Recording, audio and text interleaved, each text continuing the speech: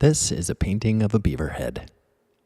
And I want to talk about a couple of things while I'm painting this beaver head. Actually, I recorded this, and now I'm doing a voiceover over the time lapse of this beaver head painting. But if you look at how I started this thing, simple big shapes. And then I divided the light shapes from the shadow shapes.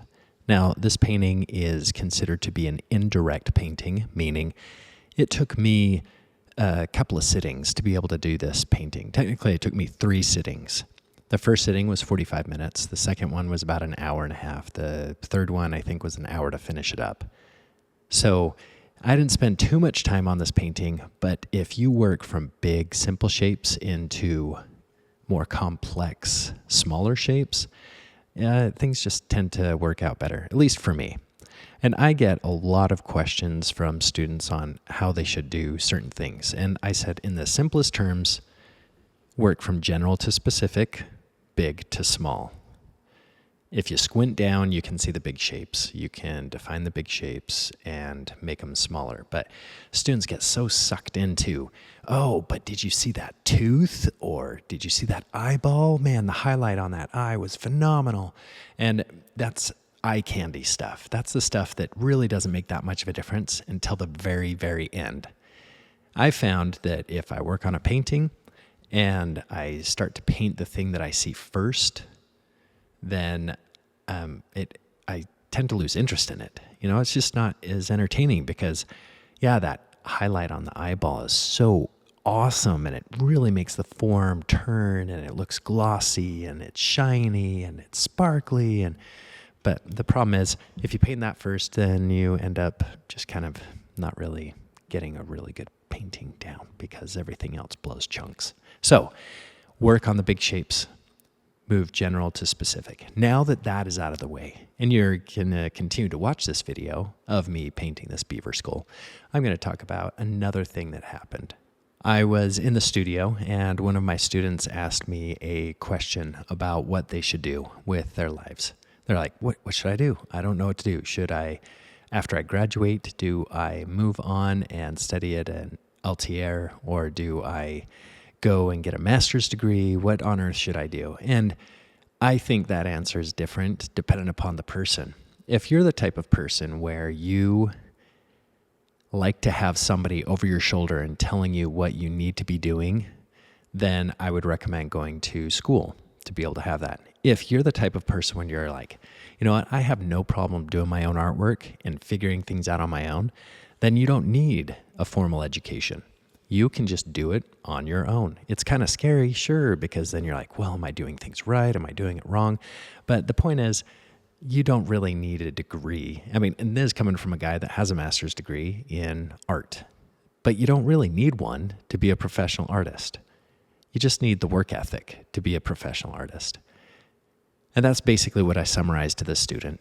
So the student in particular does need to have some feedback from people to be able to do the next thing, and they tend to thrive off of it. So I'd recommend in that situation that if you're going to sit there and not do anything because nobody is behind you to tell you what you need to do, then you should probably go to school so that you're forced in that direction. If you're the type of person where you can sit there and you're like, I'm bored, what am I going to do? I'm going to do art. And then you start making it and you go on critique groups with other people and you start talking about your art and what you can do to make it better, and you're humble. Dude, I don't know how many people are not humble with their artwork. It's crazy. It's like they have a chip on their shoulder and they have to prove something to everyone that they're the best artist. But what is the best artist? Heck, what is an artist? Especially nowadays. A couple hundred years ago, if you said you were an artist, you actually had to have some type of skill. At least that's my understanding of history. Nowadays, anything and anyone is an artist. I mean, you do a stick figure drawing, not even a stick figure drawing, and you can call yourself an artist. I threw some paint on a canvas, and now I'm an artist. Congratulations, you're an artist. That's great. But the flip side of that is, can you sell your art? Well, does it matter if you sell your art? I don't even know if it matters if you sell your art. If you have a job and you're creating art, because you like how it makes you feel and because you want to be creative and explore different facets of mark making with paint, then that's totally fine. But if you are dead set on being successful, quote unquote, successful, I need to be a successful artist. All right, what does that mean? Well, it's different for every person.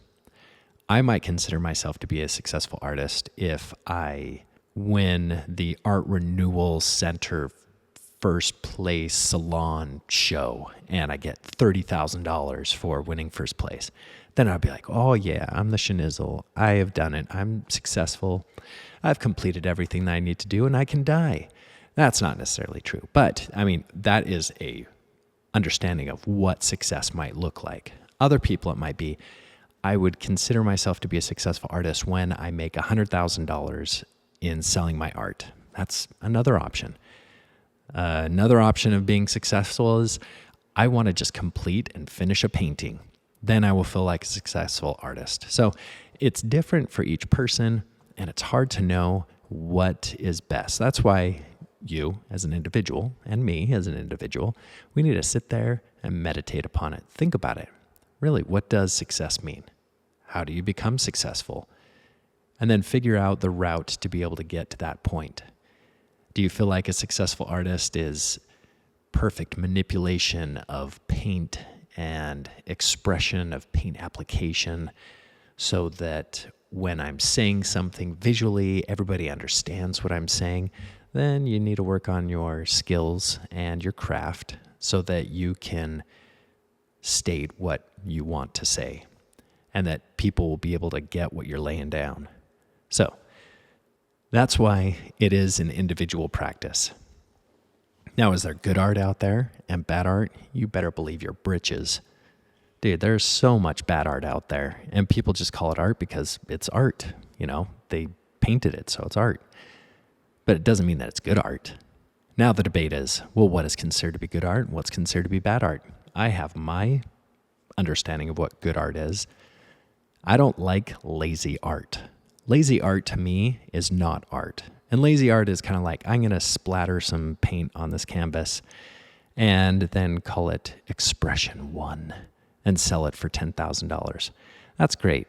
In my mind, you're kind of like a cheapskate.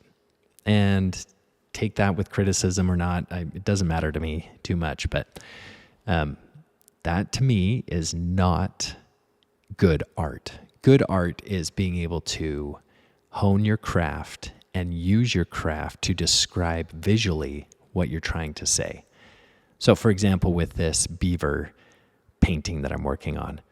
So do I feel like this is good art? Yeah, I feel like this is good art. I definitely don't think it's bad art because it's a beaver skull in a bowl. I mean, what else do you need? It defines various facets. I'm trying to describe various forms with paint. When I'm using paint to describe forms that don't tend to actually be described with paint, I feel like that can be a successful painting or a good painting or good art. So in terms of craft, yes, I feel like this is a fun painting. I love the contrast, the chiaroscuro, the values in it. And here's a side note for the rest of you that are interested in this stuff. Do not use a webcam to record your time lapses. I mean, that's what I've done here, and the colors are changing, the light is changing, even though I have a consistent light source.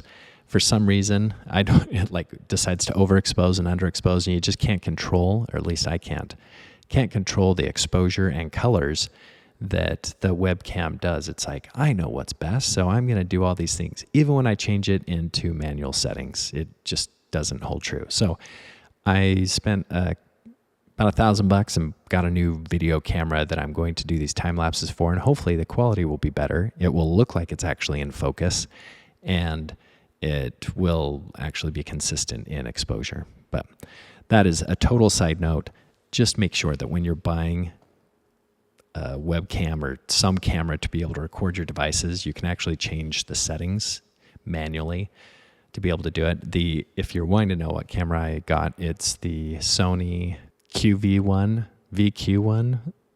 It's the Sony VQ1, something like that. I will put the number down in the video so that you know what camera I got, so that you can hopefully get it too. But I will do most of my other videos with that other camera.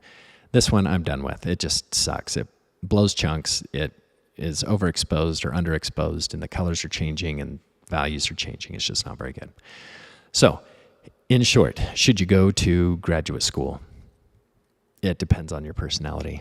Should you spend all that money? I definitely don't think you should go to graduate school in debt. That's not a very good direction. But it might work for you. The debt thing might be worth it. But who knows? You just never know nowadays. So I hope that this video was informative for you, because I just wanted to kind of vent and talk about options for people. And again, do you need to have a formal education to be a successful artist? No, you don't.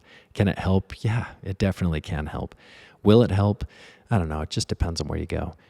Most art schools are non-representational. So if you're a representational artist, you could always come to Utah Tech, where I teach, and we focus on representational painting. Or you could go to an atelier at your local community. It does cost money, and you won't get a degree, but you will get really good formal education on how to create art, or how to be a good draftsman, I should say that.